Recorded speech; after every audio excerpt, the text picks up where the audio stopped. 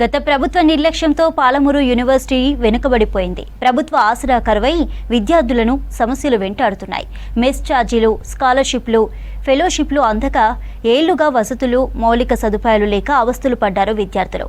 కాంగ్రెస్ సర్కార్ రావడంతో పాలమూరు యూనివర్సిటీ అభివృద్ధిపై విద్యార్థుల్లో ఆశలు చిగురిస్తున్నాయి.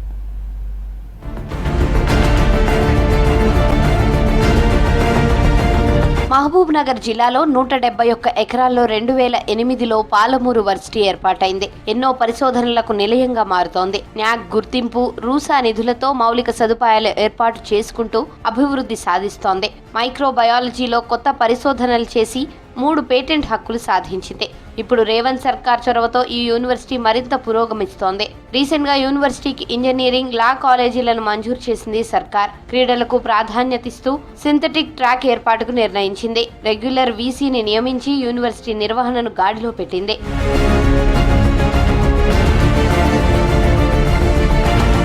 యూనివర్సిటీ ఏర్పాటైన నాటి నుంచి నిధుల కేటాయింపులో వర్సిటీకి నిరాశే. MA English, MSc chemistry, microbiology కోర్సులతో మొదలైన వర్సిటీలో ప్రస్తుతం 19 కోర్సులున్నాయి. Pharmacy council of India, national council of teachers education గుర్తింపు ఉంది. గిన్నీస్ బుక్ ఆఫ్ రికార్డ్స్ దక్కాయి. ఎన్నో రకాల పరిశోధనలు జరుగుతున్నాయి. ఫ్యాకల్టీ, విద్యార్థుల ప్రతిభకు కొదవలేదు. నిధుల కొరతే వర్సిటీ ఎదుగుదలకు అడ్డంకిగా మారింది. ఇప్పుడు కేంద్ర, రాష్ట్ర ప్రభుత్వాల చొరవతో అన్ని రంగాల్లో మిగతా యూనివర్సిటీలతో పోటీ పడేందుకు సిద్ధమవుతోంది పాలమూరు యూనివర్సిటీ.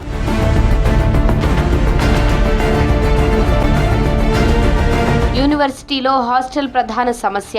4గురికి సరిపోయే గదిలో 6గురుంటున్నారు. కొత్త హాస్టల్స్ తో కలిపి ప్రస్తుతం యూనివర్సిటీలో 3 బాయ్స్ హాస్టల్స్, 2 గర్ల్స్ హాస్టల్స్ ఉన్నాయి. గర్ల్స్ హాస్టల్లో 700 మంది, బాయ్స్ హాస్టల్లో 550 మంది విద్యార్థులుంటున్నారు. వీటితో పాటు మరికొన్ని హాస్టళ్ల ఏర్పాటుకు ప్లాన్ చేస్తోంది ప్రభుత్వం. కొత్తగా ఏర్పాటయ్యే లా కాలేజీకి, ఇంజనీరింగ్ కాలేజీకి కొత్త హాస్టల్స్ నిర్మాణానికి ప్లాన్ చేస్తున్నారు అధికారులు. మహబూబ్ నగర్ను ఒక ఎడ్యుకేషన్ హబ్గా తీర్చిదిద్దాలన్న తాపత్రయం మా ముఖ్యమంత్రి గారికి, మాకు ఉంది. అందులో భాగంగానే అనేక విద్యా సంస్థలను ఈరోజు మహబూబ్ నగర్ జిల్లా కేంద్రానికి, ఈ చుట్టుముట్టు ప్రాంతానికి తీసుకొస్తా ఉన్నాం. ఇక్కడ ఉన్న విద్యార్థులు ఉన్నత విద్య కోసం బయటి ప్రాంతాలకు వెళ్లకుండా ఇక్కడనే చదువుకునేటట్టుగా అన్ని విద్యా సంస్థలను కూడా ఇక్కడ ఏర్పాటు చేసుకుంటా ఉన్నాం.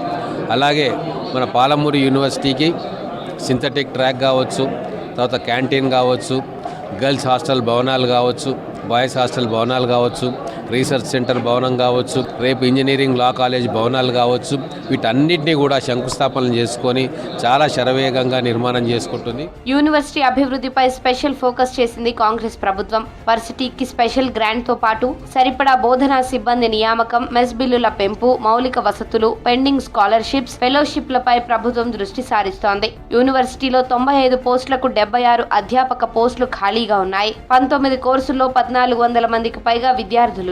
గతంలో ప్రభుత్వం నుంచి పూర్తి స్థాయిలో నిధులు రాకపోవడంతో సిబ్బంది నియామకాలు ఆశించినంత జరగలేదు. కాంట్రాక్ట్ సిబ్బందితోనే బోధన కొనసాగించారు. వర్సిటీ సమగ్రాభివృద్ధికి 300 కోట్లు ఇవ్వాలని గత సర్కార్కు ప్రతిపాదన పంపినా ఎలాంటి స్పందన లేదు. ప్రస్తుతం కాంగ్రెస్ సర్కార్ నిధుల కేటాయింపు, వర్సిటీలో సమస్యల పరిష్కారంపై దృష్టి పెట్టడంతో విద్యార్థులు హర్షం వ్యక్తం చేస్తున్నారు. పాలమూరు యూనివర్సిటీ అభివృద్ధి విషయంలో ఒక ప్రత్యేకమైన శ్రద్ధ చూపిస్తున్నారు.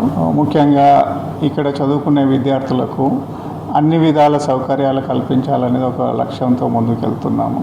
క్లాస్ వర్క్స్ కానీ, ల్యాబొరేటరీసు, లైబ్రరీ, అదేవిధంగా boys hostel, girls hostel. So స్టూడెంట్స్కి ఎటువంటి అసౌకర్యం కలగకుండా అన్ని సౌకర్యాలు ప్రొవైడ్ చేయాలని ఒక మంచి లక్ష్యంతో ముందుకెళ్తున్నాము. సో అదేవిధంగా రీసెంట్గానే మన రాష్ట్ర ప్రభుత్వము పాలమూరు యూనివర్సిటీకి ఒక కొత్తగా ఇంజనీరింగ్ కాలేజీ, ఒక లా కాలేజీ శాంక్షన్ చేయడం జరిగింది. సో ఇంజనీరింగ్ కాలేజీలో with 3 BTech programs we are going to start from the coming academic year, that is 2025-26 academic year నుంచి. గ్రామీణ విద్యార్థుల ఉన్నత చదువుకు బాటలు వేస్తున్న పాలమూరు వర్సిటీ అభివృద్ధికి ప్రభుత్వం చొరవ చూపుతోంది. పరిశోధనలు, సదుపాయాల కల్పనకు ప్రోత్సాహం కల్పిస్తే విద్యారంగంలో పరిశోధనల్లో మరింత విస్తరించే ఛాన్స్ ఉంది.